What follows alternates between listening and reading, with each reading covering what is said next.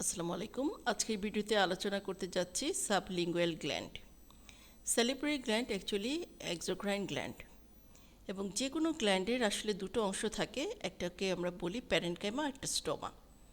Stoma বলতে আমরা বোঝাচ্ছি যে কানেকটিভ টিস্যু, আর এই কানেকটিভ টিস্যু সাপোর্টিং স্ট্রাকচারের ভিতরে যে অংশগুলো থাকে সেটাকে আমরা বলছি প্যারেনকাইমা। তাহলে একটা এক্সোক্রাইন গ্ল্যান্ড দেখতে কীরকম? এক্সোক্রাইন গ্ল্যান্ডের প্যারেনকাইমাতে আমরা দুইটা অংশ পাই। এই অংশটাকে আমরা বলছি ডাক্ট, এবং এটা গ্ল্যান্ডুলার পোর্শন। তাহলে এই এক্সোক্রাইন গ্ল্যান্ডে আমরা cross section of the duct দেখতে পাবো, এবং ক্রস সেকশন অফ গ্ল্যান্ডুলার পোর্শনটা দেখতে পাবো। এই গ্ল্যান্ডুলার পোর্শনটাকে আমরা এসিনাস নামে বলি। যেহেতু সাবলিঙ্গুয়াল গ্ল্যান্ড একটা মিক্স গ্ল্যান্ড বলতে বোঝা যাচ্ছে যে এই এসিনাসটা যে নেচার অফ সিক্রেশনের উপর ভিত্তি করে আমরা যে ক্লাসিফাই করি মিউকাস, সেরাস, এই দুই ধরনের এসিনাসই এটার ভিতরে আছে। এই যে হোয়াইটিশ যে এসিনাস দেখা যাচ্ছে এটা হলো মিউকাস এসিনাই, আর এখানে যে একটু ছোট এসিনাস প্লাস খুব স্ট্রেইনিং নিয়েছে এটাকে আমরা বলছি সেরাস এসিনাই।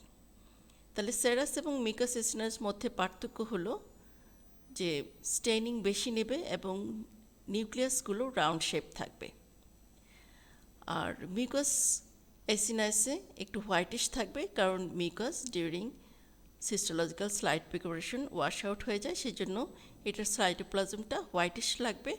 এবং মিউকাস সিক্রেশনটা যেহেতু খুব থিক, এইটা নিউক্লিয়াসকে ডিস্টর্ট করে দিবে এবং পেরিফেরালি প্রেস করে দিবে, so flatten nuclei peripherally present. So একটা মিউকাস এসিনাই সেরাস এসিনাইকে আমরা খুব সহজেই চিনে ফেলতে পারবো যে মিউকাস এসিনাইটা স্টেনিং কম হবে, সেরাস এসিনাই স্টেনিং বেশি হবে। সেরাস এসিনার ভিতরে যে সেলগুলোতে থাকে সেখানে নিউক্লিয়াসটা রাউন্ড শেপ হবে, বাট মিউকাস এসিনাই নিউক্লিয়াসটা ফ্ল্যাট হবে, পেরিফেরালি প্রেস হবে। এছাড়াও কিছু মিউকাস এসিনাসের মাথার উপরে আমরা কিছু অংশ দেখতে পারি, এটাকে আমরা বলি সেরাস সেল দিয়ে তৈরি, এটাকে সেরাস ডেমোলিউন বলা হয়। এই যে দেখো, মোটামুটি অনেক জায়গায় এই সেরাস ডেমোলিউনটা আছে। এবং এটা দেখো, এটা একটা ডাক্ট। তাহলে এখন আমাকে প্রশ্ন করতে পারো যে একটা মিউকাস এসিনাই, একটা সেরাস এসিনাই এবং একটা ডাক্ট কীভাবে চিনব?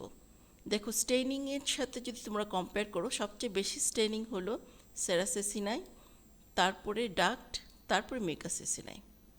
এবং একটু লক্ষ্য করলেই দেখতে পারো যে যে স্টেইনিং কম এরকম দুটো স্ট্রাকচারের নিউক্লিয়াসগুলো যদি তোমরা একটু অবজার্ভ করার চেষ্টা করো, দেখো এগুলোতে round nuclei present, but mucous acini nuclei flatten and peripherally place. So এইভাবেই তোমরা ইজিলি একটা সাবলিঙ্গুয়াল গ্ল্যান্ডকে আইডেন্টিফাই করতে পারো। যদি ভিডিওটা হেল্পফুল মনে হয় তাহলে প্লিজ শেয়ার করবে, আমার পেজটাকে ফলো করবে। Thank you for watching.